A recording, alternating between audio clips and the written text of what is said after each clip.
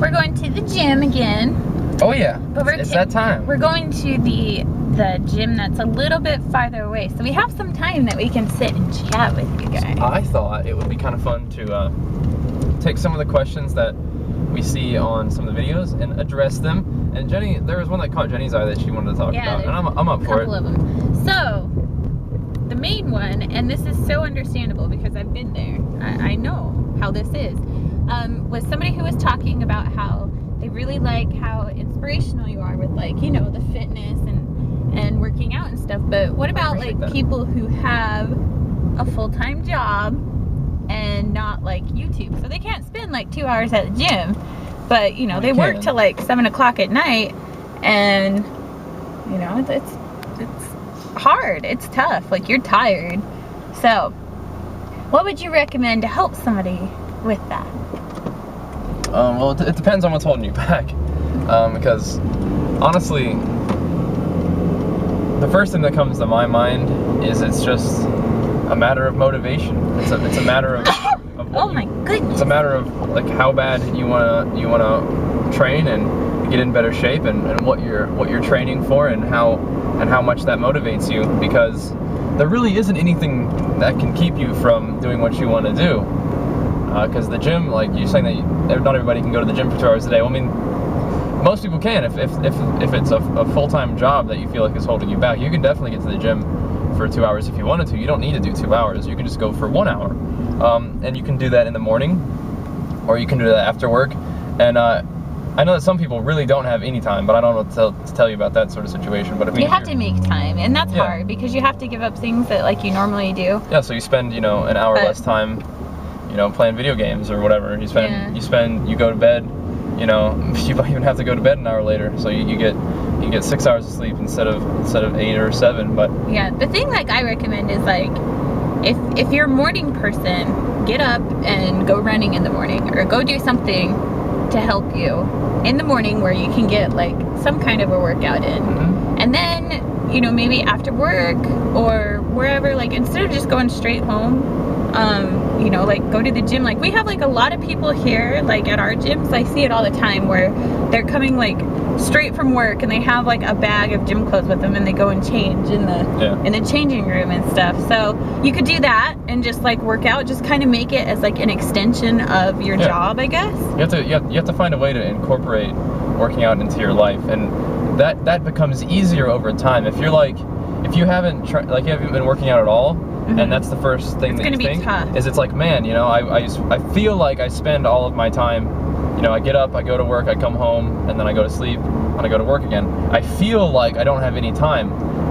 It's going to be a matter of establishing working out as just part of your day, as part of your life. And you can do it for sure. It will seem a little weird at first. You feel like you don't have as much time, but I think that the satisfaction of going to the gym, of getting exercise, and how good that makes you feel, and how it's contributing to a greater project. And it's cool because that project is actually yourself. So all the work you put into the gym, all the work you put into, you know, eating healthier, all of that work manifests in your own self. So it's like if you're putting work into a project, eventually you get that project done and it's good and you feel satisfied. But the cool thing is the project of fitness and the project of health is with you all the time, because it's yourself. It's what you present to the world, and it's what you yourself feel when you interact with the world all the time. So it's going to give you more energy. It's going to make you feel better. It's going to make you more confident, I imagine.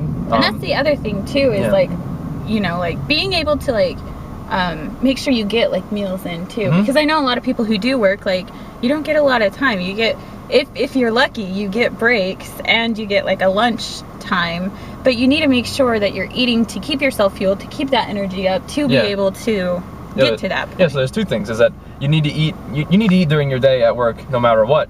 If you're training before work, you need to make sure you get food in so you have good energy to survive your day.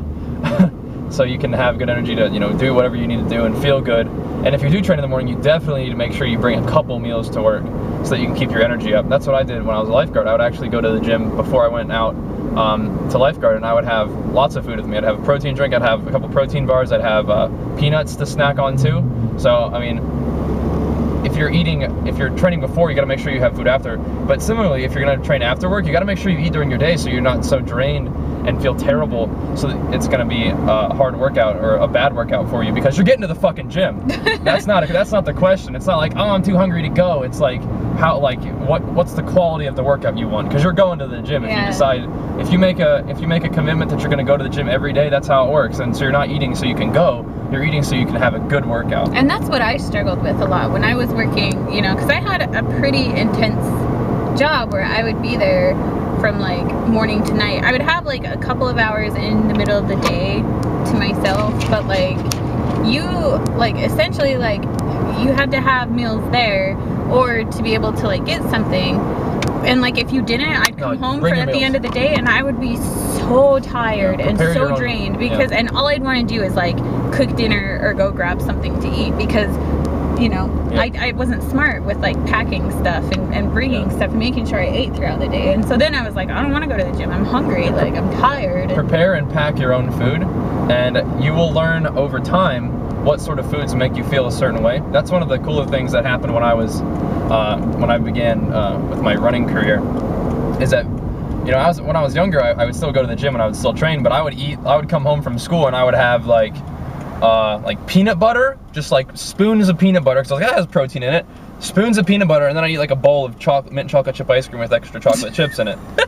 Because I was young and I was like, whatever, I'm in like 6th, 7th grade, doesn't matter. Dairy, it's good. Doesn't matter what I eat. But then I would go to the gym and I'd be like, I'd like work out and I'd like burp up chocolate or I'd burp up peanut butter, and I was like, I'm never eating that before the gym ever again. And so that's just a sort of a small example, but you sort of build that knowledge base of how food makes you feel, what food makes you have good energy, what food makes you feel good in the middle of the day, what food is good to eat before your workout. And I can provide you with some examples, but I'm not going to do it right now just because we're having a different sort of discussion. Everybody is different too. Like you'll respond well to certain things that other people might. Very true. Yeah, your diet is probably going to be a little bit different than mine because I have certain food preferences. I have certain kinds of foods that I know make me feel good in a certain way. But that might be way different for you guys, and that's fine. But yeah, definitely pack and prepare your own meals beforehand, regardless of whether you're going, whether you're training before or after work.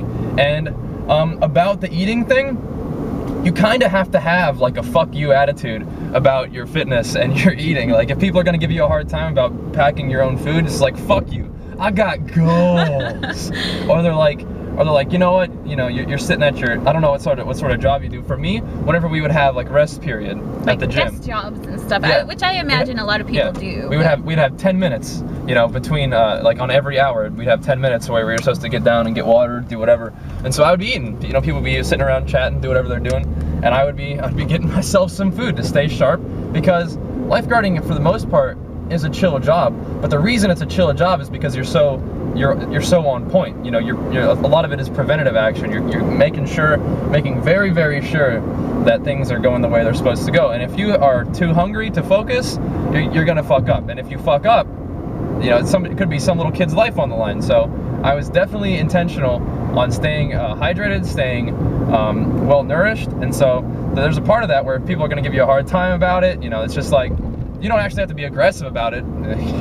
If it helps you, sure. Like don't say it out loud. Don't be like, fuck you, I gotta eat my peanuts, or kids are gonna die.